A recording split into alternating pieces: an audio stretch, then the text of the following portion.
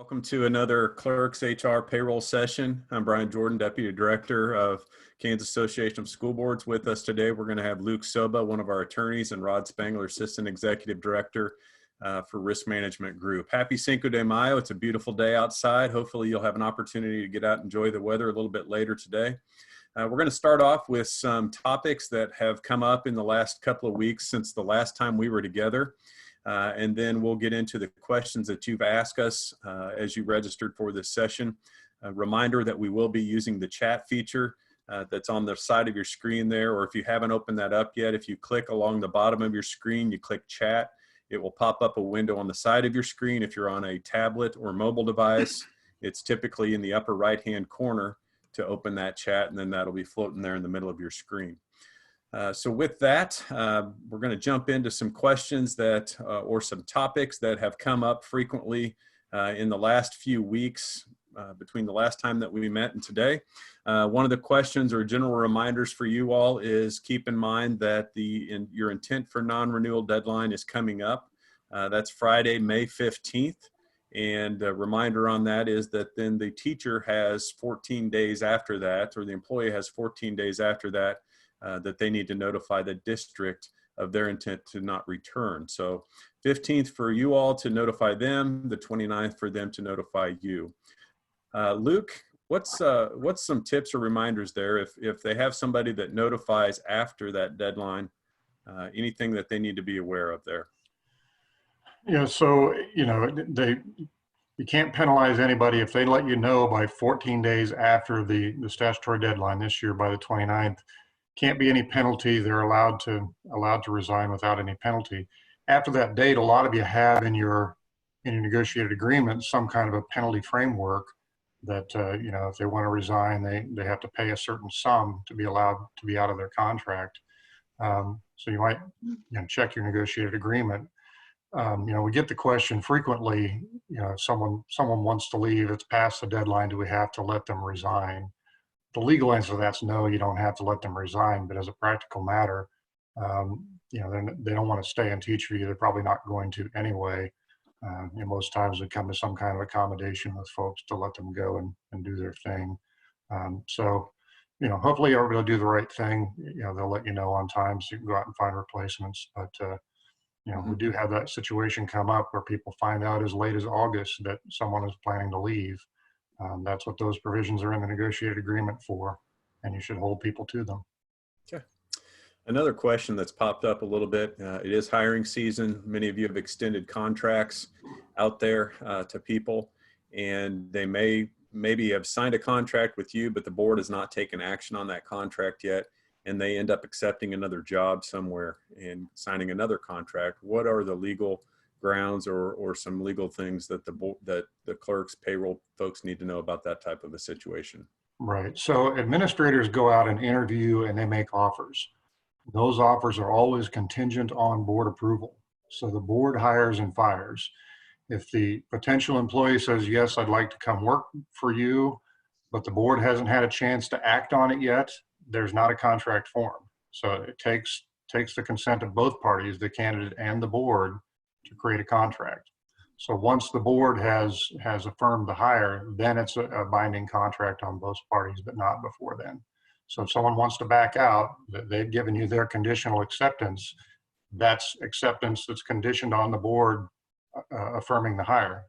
So they're free to leave and go somewhere else until the board has accepted, has confirmed that they're hired to be on contract. Okay. And there's a couple of questions that have popped up over here on the sidebar. I'm gonna address those or bring those up here because they directly connect with what we've just talked about here. One question that's come up related to notifying individuals. The question is, can we still terminate for violation of policies after the 15th? And they put correct. And yes, if they violated a policy of some sort, they could be terminated. Any additional thoughts on that, Luke? You can, but they're going to be entitled to a hearing if they want one. Once that statutory deadline, that's the no questions asked deadline to terminate or to non-renew a contract. If we haven't done it by the 15th, and then something happens that is grounds for termination, you may have to prove that in a due process hearing.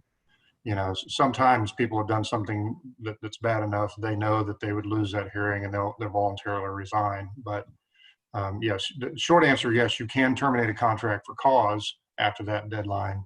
But if you do that, there's going to be an entitlement to a hearing, because the presumption is we haven't notified them by the 15th, they have a contract for next year, and that creates a property right.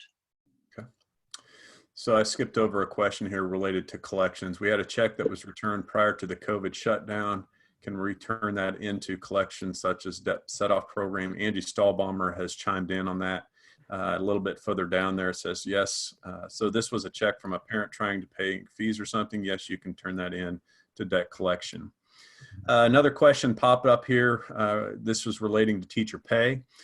Some districts have given teachers opportunities to request a lump sum. Other teachers have said, we're just going to continue to pay you monthly.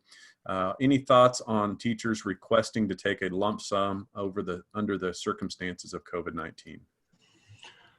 It's a local decision thing. I know there's many districts where the bulk of the teachers they take their summer pay in lump sum. If that's something you've allowed in the past, I'm not sure there'd be any reason not to this year, but that's entirely a local decision. It's not, the money for this year's pay is already in the bank. So, it's already been budgeted and spent.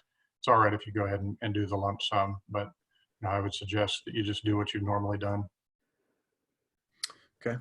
Miranda poses a question which is actually connected to one of our other questions here that was submitted ahead of time. So it's going to knock out our first question about, we're a district office who's still working in person. As we work through the phases, the governor has said, how do you recommend handling staff that are saying they don't feel comfortable coming in due to high risk childcare, being fearful, but they're still willing to work from home? Should an accommodation be offered after the interactive process to work from home, or do we make them take leave under the FFCRA and tell them they can't work from home? Right, and what this really touches upon is an ADA question, a Disabilities Act question. For someone to be entitled to accommodations, they have to show that they have a disability, and a disability is a condition that has a significant impact on major life activities. So simply being afraid that doesn't rise to the level, but fear coupled with some kind of medical condition might rise to the level of being a disability. Someone has a disability, yes, you have to have that discussion about, here are your basic job duties. Can you do these duties with or without accommodations? And you have that conversation about what accommodations are being requested. If it's possible for someone to complete their duties working remotely, I would extend that opportunity to people. Some jobs can't be done remotely. Pretty hard to be a custodian in the building and work at home. So, you want to try to accommodate people to the extent possible, but there will be some things that they just have to come in for. And if you determine that they need to be there, I would try to offer as much assurance as you can. You're still going to maintain social distancing, do all of the things that are necessary to try to minimize that risk for them. We are getting some people though that have legitimate reasons for being afraid to go out and work in a public setting like that. Would recommend you try to accommodate anybody. You're legally required to if they have a disability. You're required to have that conversation about accommodations. And if they're not unreasonable accommodations, you're required by law to make them. So this actually kind of bleeds into a topic or a conversation that was submitted in another question here.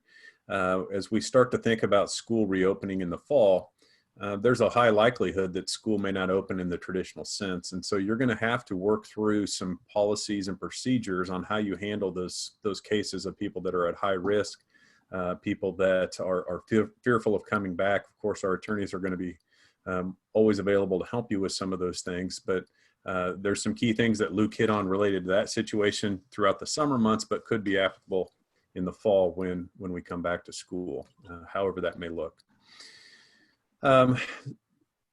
So yes, we do not want Rod flying any planes. That's listed over here in the chat. A little follow-up on requesting of the lump sum. The request for the lump sum obviously reduces the number of payroll registers or entries over the course of the summer. So that is something that is beneficial then for helping the workload of the staff there. I'm going to go jump over to some questions that were submitted ahead of time. One of those questions I think applies more to the risk management group. Will there be any concessions on obtaining the certificate of health form for new hires this year, since it has been suggested that people who are not sick should stay away from the medical facilities? So, Rod, I think you said you might take a stab at that one. Yeah, I will. If I'm not certain who put that up there, but depending upon what you're speaking about, if you're speaking about the credible coverage elsewhere form, that is a like to have, not required to have. It is not a statutorily required form. In fact, it's not a 125 required form. It's pretty much a Blue Cross Blue Shield required form. Actually, it's not even required. It's a form that they ask you to complete. If that's the form you're speaking about, all of our groups that we manage employee benefits on, we've completely discontinued the use of that form years ago. I would encourage you to do the same.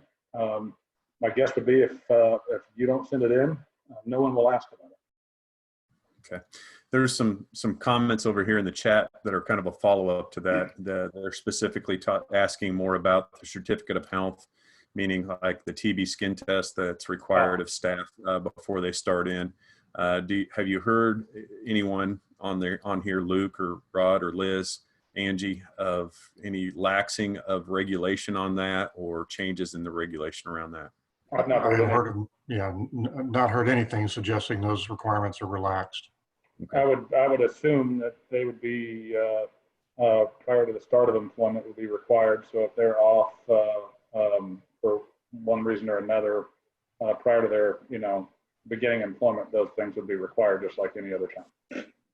Okay. I can work on looking for that, Brian, but I know, a year or so ago, there was enough of a shortage that they put out some guidance documents limiting application anyway, but I'm not aware of anything that's updated since then. Okay, Katie Wolfgang just posted over there some information that she's come across also, that there's a shortage of those tests still.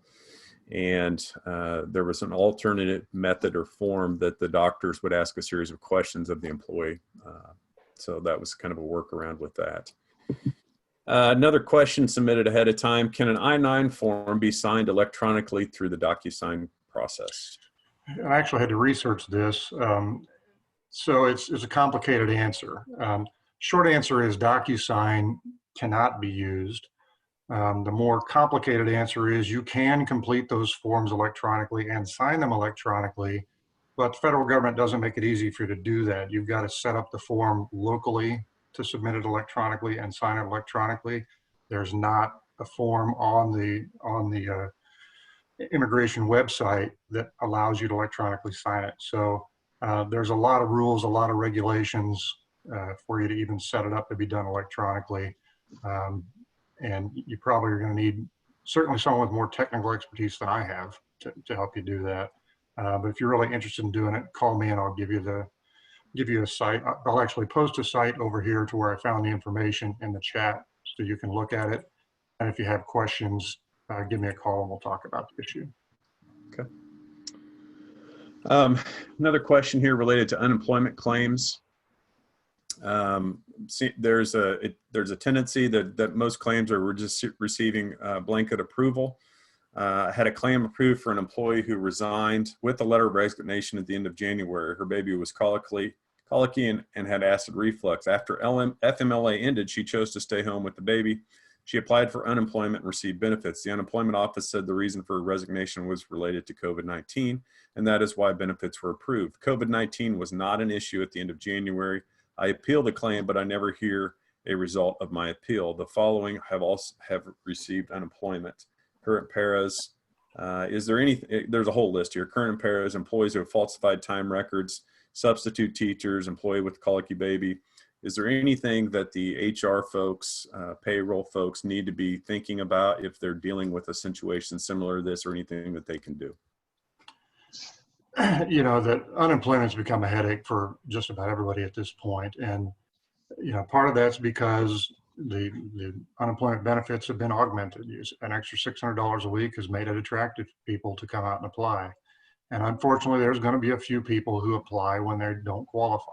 It's something that happens. The only advice I really have is go through the process. Make sure you submit the response form, file the appeals. You know, if you think there's been a backlog here at the front end with people applying, and there has been, just wait until all the appeals, start scheduling those calls. It's probably going to be a long slog to get through this. I had a call this morning from someone who had an employee who is receiving pay and also filed unemployment. Folks, that's fraud. And that employee should be told, you will withdraw your claim. And if an employee doesn't withdraw the claim, then there should be discipline that follows from it. Most people are not being dishonest. Maybe this was a misunderstanding, but I advise that person, sit this employee down, find out what the deal is. You are getting paid. Can you withdraw the unemployment claim? I hope it's just a mistake and not someone being dishonest. But if someone has filed a fraudulent claim, that's grounds for discipline and maybe even dismissal. So I would not be afraid to question people who are receiving pay and also filed an unemployment claim against you. They shouldn't be doing both. Good. A couple of tips over here on the side in the chat. Folks are using some different services for the I-9 completion. National Screening Bureau has an I-9 service. There's a fee per person or per form that goes through that, as well as Talent Ed Records is another method for doing that. Obviously, we're not endorsing any of those. Those are just tips or workarounds that districts have used for the electronic signature on the I-9. Looks like we had the last question there submitted already about the collections process, so we've addressed that. I want to circle back to a topic that's brought a lot of questions into our office for the attorneys as well as some in the leadership staff, and that's around supplemental salaries. Obviously, this is the time of the year when we are approving those supplemental contracts or supplementals at board meetings. And what's some good guidance, some good advice there, Luke or Angie, related to dealing with the supplemental contracts that we've traditionally approved this time of the year? We may tag team this a little bit. First thing to remember about supplemental contracts is that they are not continuing contracts. They get offered year by year. So nobody has an expectation of getting to have that coaching position, that sponsorship, whatever it is. That contract doesn't arise until it's offered and accepted. Okay, so bearing that in mind, if you've got some of your supplemental contracts that duties are not going to start till next spring, you may want to hold off offering those because who knows what might be going on at this time next year. If the sports are canceled again, the spring sports, and you've extended the contract, we're probably in the boat of having to pay those out. Whereas if we haven't ever made the offer of the contract, nobody can say they're legally entitled to that money. But a lot of our sports and activities involve summer activities, summer weights, working with the band, the drill team, the cheerleaders. If those people are going to be expected to perform duties in the summer, I think you probably have no choice but to go ahead and issue that contract. I've gotten questions from a number of you about whether we could put sort of an escape clause or contingency clause in those contracts. I think you can put that clause in there. The question would be a question of enforceability, especially with certified teachers who are also coaches, because they've negotiated the pay scale for those supplemental contracts. The terms of the supplemental contract itself, the board can amend the language in the contract, but the pay is a negotiated number.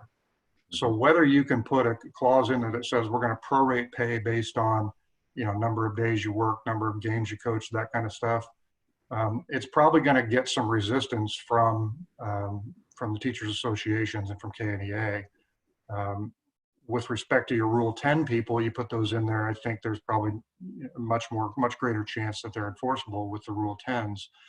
Just don't know how much resistance we might get from teachers for doing that. Again, this is something that's a local decision. You have to decide how you want to handle these things. I would recommend that those people who are not going to be expected to perform any duties until spring, let's hold off on offering those contracts for a while. There's no reason to rush and offer a contract in May that's not expected to be performed until next February. Let's just hold on and see what the future brings a little bit. Angie, anything else you want to chime in about that? No, not really. I mean, it's one of those situations where there's just not a great definitive legal answer.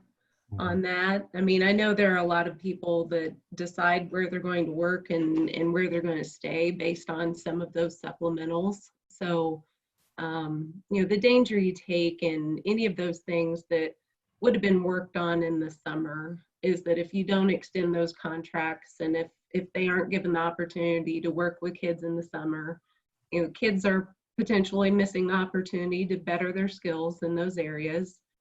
Employees may let you know they're not going to stick around and they might seek opportunities elsewhere, and that's just part of the discussion. But Right. in the end, it's a local decision. Once you issue those contracts, I really feel like you have to provide them with due process if you decide to take that back later. I know some districts are building in some escape clauses essentially that say if we decide by this point, you know, before the budget's accepted or something like that, that we can cancel this. And at least if they go into that with eyes wide open, you have a better argument that you know, that was not an unconscionable contract, but they can also come back and say I've partially performed because I did all of these summer activities toward benefiting this group for spring. So we'd be happy to walk you through any of those concerns. It's just, I wish it was an easy answer and it's not. So Debbie posted something in the chat that's kind of a nuanced piece to this. Their board does a blanket approval of the supplemental contract, but contracts have actually not been written and signed yet by the coaches or sponsors. Are they still obligated to pay those even though the contract hasn't been written and signed? Well, I mean, there's a bit of a fact question there. So the board has done the approval. You know, contract is offer and acceptance and then consideration. So, you know, if it's been conveyed to those people that they've been approved for their fall sports and none of them have indicated that they don't intend to do it, it seems pretty clear to me that we've got a contractual obligation there with respect to those people at least. So, you know, if we've made the offer and they've said yes, then there's a contract and we have to make good on it. You know, I suppose there are some districts that have gone ahead and approved their whole slate for next year. You know, if you're in that kind of a conundrum, then, you know, we may need to discuss if there's any kind of an out. You know, we're all hopeful that we're going to be able to start the school year and get through it, you know, without the interruption again. But, you know, making some contingency plans, not a bad idea. Mm-hmm. So that is the questions that have been submitted ahead of time, the questions that we have listed over here in the chat. A couple of things I want to point out, or dates that I would like for you to get on your calendar. Coming up in June 17th and June 28th, we are planning to have the new Clerks and Superintendents 2 workshops. Those are located in Hayes and Topeka. Gary Sechrist, of our leadership services staff, typically heads that up. At this time, we're still planning to do that in person. We believe we'll be under any number requirements as far as group sizes go. We will try to have an online option available for folks to log in if the circumstances warrant that. We will be having the next one of these clerk HR payroll forms May 19th. That's 2 weeks from now at 2 o'clock in the afternoon. And then finally, we're gonna transition in June to holding these clerk forms to once a month. And we looked at the meetings, the nights that most frequently have board meetings. It looks like majority of the boards meet in the first couple of weeks. Obviously, there's some boards out there that meet a couple of times a month. We're gonna hold these on the third Tuesday of the month at 2 o'clock p.m.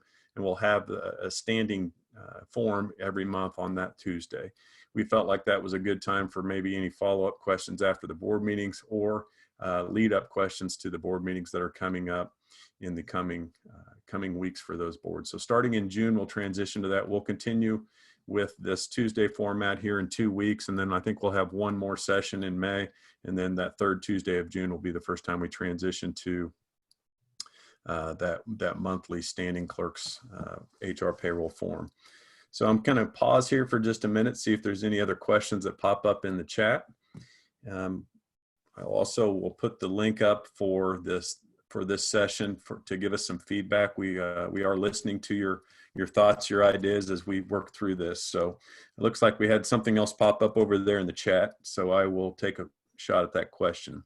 I haven't received any notifications on unemployment claim approval. Is this something I can find on the Department of Labor website? Any thoughts on that, attorneys? I suspect somebody else on the line has a better read on this than I do, because I don't ever see that paperwork.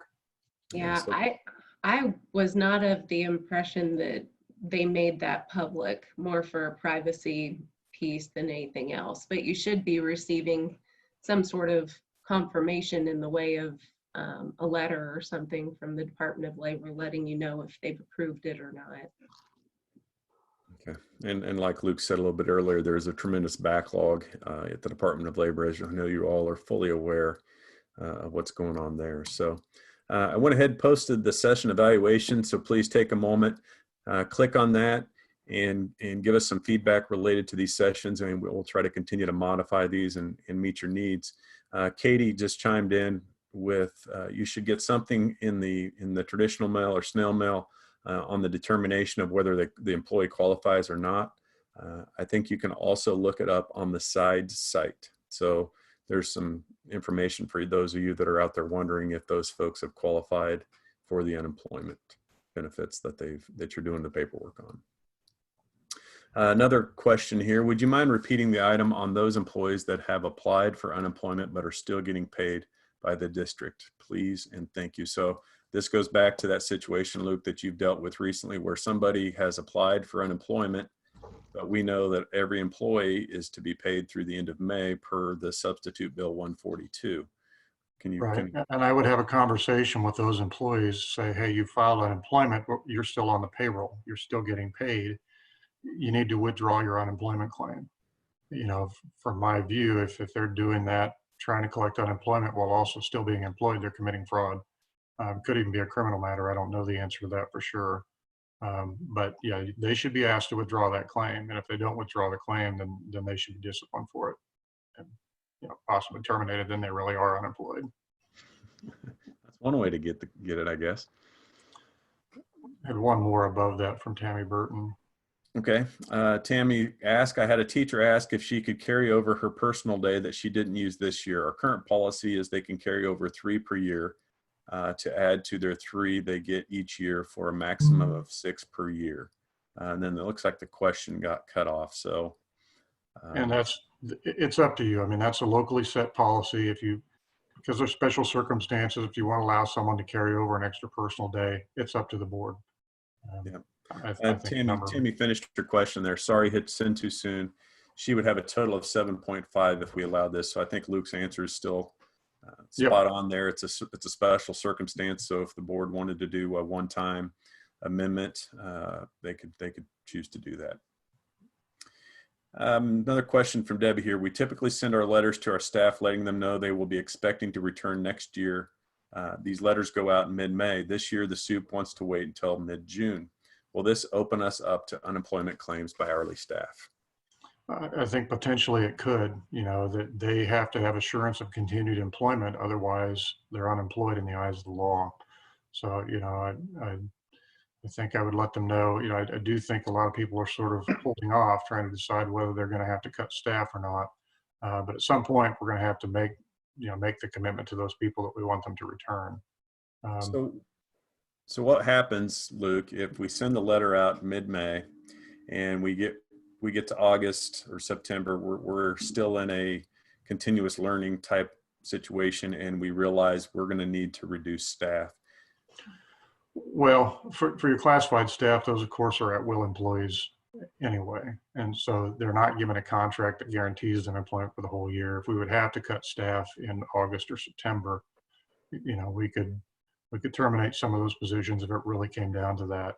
You know, the other part that we don't know is what sort of order might we be under from the governor's office or from the legislature as we were this year to continue paying people. Is that going to be a permanent state of affairs if this arises again in the fall, or is that just a one-time thing this spring? You know, we're all guessing at what the rule might be with respect to that. So, you know, I think with the classified people, I would go ahead and let them know your intent is to have them come back. You know, the fiscal situation may dictate otherwise, but if that happens, then, you know, we can terminate those positions at that time. Yeah, they would still be able to qualify for unemployment then at that point in time. Right. obviously. Okay, we've exhausted the questions over there in the chat. I'm going to repost the evaluation for the session here. So again, give us some feedback as we plan and prep for these upcoming clerk forums. So I'll jump in here and just from a risk management perspective, this is renewal season for many of you, from your property insurance to your workers' comp to your health insurance this fall. Health insurance, and we've been putting some stuff out usually every week or so from the risk management group. Health insurance and its impact on COVID probably won't be felt until next year. So any negativity to your loss ratio or your increase on health insurance will probably be related to your own losses at your own group. Property insurance is what it is. It still seems to be a really difficult market. Renewals are probably pretty high that I've seen. I would also say student accident insurance, which is also COVID related and COVID impacted. We put some stuff out there. I mentioned it last time. I'll mention it again. We've taken several questions on this. These aren't dividend producing plans, whether it's our program or any other carrier on the market, asking for refunds for the unused part of the school year.